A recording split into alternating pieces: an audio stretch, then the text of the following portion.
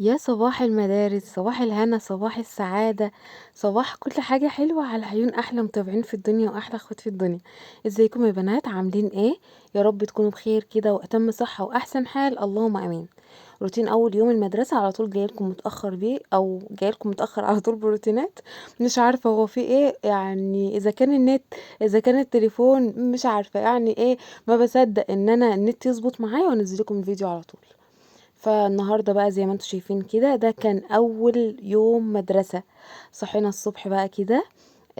صليت الفجر، وزي ما شفتم كده كانت الدنيا لسه مظلمة، وكان الفجر لسه مأذن. احسن حاجة في المدارس ان انا بلحق صلاة الفجر. بحس كده ان هي الصحيان بدري للمدرسة بيشجعني كده ان انا اقوم اصلي واعمل اللي ورايا. اهم حاجه عاملين ايه كده؟ انا ريهام احمد، ودي قناتي. لو لسه اول مره بتشوفي قناتي، يا ريت تشتركي في القناه. تاكدي ان اشتراكك بيفرق معايا جدا جدا جدا، فاشتركي في القناه وفعلي زر الجرس يا ست الكل.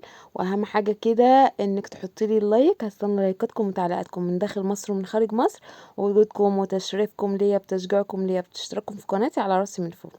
يلا ندخل برجلنا اليمين كده. كان اول يوم مدرسة لاحمد. احمد بدأ قبل ريماس. احمد كان في القصة كلها ان انا كنت السنة اللي فاتت كانت يعني ايه بالنسبة لي، كان مرهقة جدا لان احمد كان مسائي وريماس صباحي. لو ريماس صباحي كان احمد مسائي. فحاولت بقدر الامكان بقالي يومين كده رايحه جايه رايحه جايه على المدرسه لحد لما نقلتهم كل اللي هما الاتنين يبقوا في فتره واحده، الحمد لله. بس علشان السنة دي في مدارس بدأت.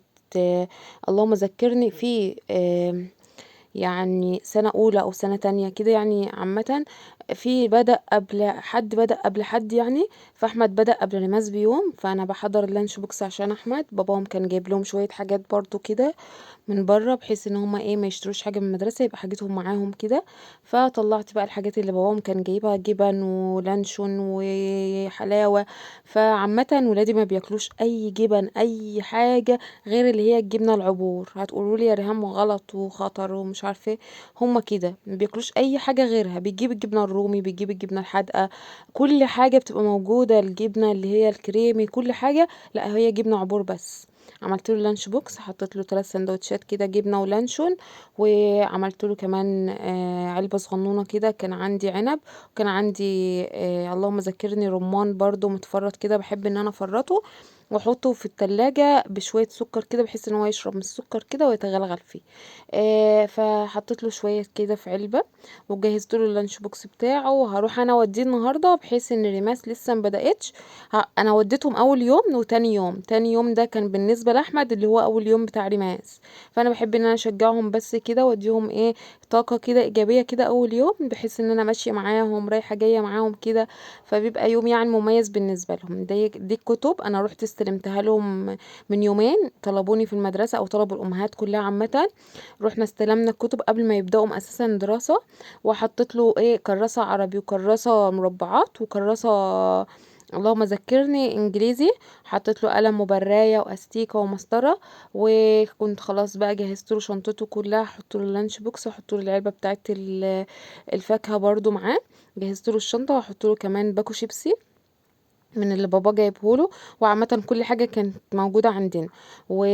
وباكو بسكوت زي ما انتم شايفين كده، واللي هي البتاعه اللي بتتشد دي اسمها ايه، اللهم ذكرني، الشعريه اللي هي بتبقى بالاطعام دي. حطيت له ال3 كده في الشنطه. فهو اللي انتوا شفتوني حطيته ده في الشنطه. كنت نسيت بقى الزبادو. قال لي لا يا ماما، انا هاخد الزبادو بس النهارده، وطلعي لي الشيبسي والشعريه والبسكوت. طب ليه؟ قال لي هاخدهم مع اختي بكره، عشان كانت اخته كانت هتبدا تاني يوم. فكان حابب ان هو ايه ياخد زيها، يبقى معاه زيها يعني. دخلت لبست بقى هدومي اللي انا هوصله بيها. و... وطلعت بقى كده بعد ما حضرت اللانش بوكس، لقيته لابس ومظبط حاله. ظبطت له هدومه بقى على قد ما اقدر كده. طبعا يعني ايه لازم ايه، التشيك الاخير على الهدوم ده، لانه بيظبطوش لسه، ما بيظبطش هدومه نوعا ما. يعني هو ايه على قده كده برضه، في حاجات بتبقى طالعه، الفانيلا طالعه، اللي عاوزه تتعدل. فعدلت له هدومه بقى. عاوزه اقول لكم ان اول يوم ده بيبقى حماسي بالنسبه بالنسبة لهم. يجوا بقى تاني يوم بصوا مفرهدين بقى ومش راضيين يصحوا، وفي حاجة غريبة بقى يبقوا نايمين في السرير مش راضيين خالص، مفيش طاقة اساسا ان هم يقوموا حتى من على السرير. احسن حاجة في الدراسة بقى ان هم بيناموا من العشاء، يعني يخلصوا اللي وراهم يجوا من الدرس ويخلصوا الهوم ورك بتاعهم او الواجب بتاعهم ويجروا على السرير. يا ماما ساعات بيناموا اساسا هم بيعملوا الهوم ورك. فربنا معاهم وربنا معانا ويعيننا بقى على الايام دي، لان الايام دي صعبة جدا جدا جدا، مجهود من كل ناحية، فربنا يعين الامهات كلها. لقيت بقى الكوتشي بتاعه محتاج ان هو يتمسح، فجبت ايه وماشيه كده بليتها ومسحتها له، وهو كان لابس الشراب. جبت بقى اللي هو البوتل او الزمزميه، او مش عارفه مطلعين اسم عليها، مش عارفه فلاكس ولا مش عارفه اسمها ايه بس ما علينا. مليتها له وحطيتها له برضو في الشنطه وكده، كان ايه ظبط التظابيط، ومحتاج بس ايه ان هو ياخد ايه مصروف. بصوا احنا عشان هو ساب حاجته انا اديته مصروف، لكن لو ما كانش ساب حاجته اللي هي الشيبسي والبسكوت والحاجات الحلويات دي انا ما كنتش اديته مصروف. يعني بكتفي بالحاجات اللي باباهم بيجيبه لهم، وكمان هما بيجوا وهم ماشيين واحنا عايزين مصروف، فانا بفهمهم ان ما ينفعش اساسا ان الحاجه دي تتاخد ومصروف كمان يتاخد. فانا اللي حسيته ان انا ممكن اكون يعني ايه عبء على زمايله، ازاي يا ريهام بالحاجات اللي احنا بنجيبوها له، يعني الزبادو، يعني الحاجات دي، البسكوت اللي هما بياخدوه ده اللي هو محشي عامل زي الكوكيز كده، ده غالي برضو، ممكن حد من صحابهم ما يعرفش يجيبه. فانا قلت لباباهم بلاش، يعني بلاش الحاجات اللي انت هتجيبها دي، نكتفي ان كل واحد ياخد له 5 جنيه او 10 جنيه اخره مع السندوتشين. وقلت لهم فهمتهم برضو، بص هو كان بيوريكم ان هو خد 10 جنيه عشان اول يوم بس. فقلت له السندوتشين و5 جنيه معاه المصروف وخلاص، يا اما 10 جنيه. في ولاد ما بيقدروش يجيبوا الحاجات اللي معاهم دي، حتى كان تالت يوم او تاني يوم معاهم، يا ماما احنا عاوزين كريب، يا ماما احنا عاوزين بانيه. فعملت لهم وكنت بعمل لهم بزيادة، بحيث قلت لهم اي حد من صحابكم ادوله، يعني مثلا اي حد جنبكم كده مش شرط ان هو يطلب منكم، انتوا معاكم بزيادة فلازم تدوا ايه اللي جنبكم. طبعا كلنا ربنا الاعلم بينا، ولازم نحس بظروف بعض، وممكن يكونوا هما يجيبوا حاجة صاحبهم ما يقدرش ان هو يجيبها، فبحاول بقدر الامكان ان أنا افهمهم حاجة زي دي.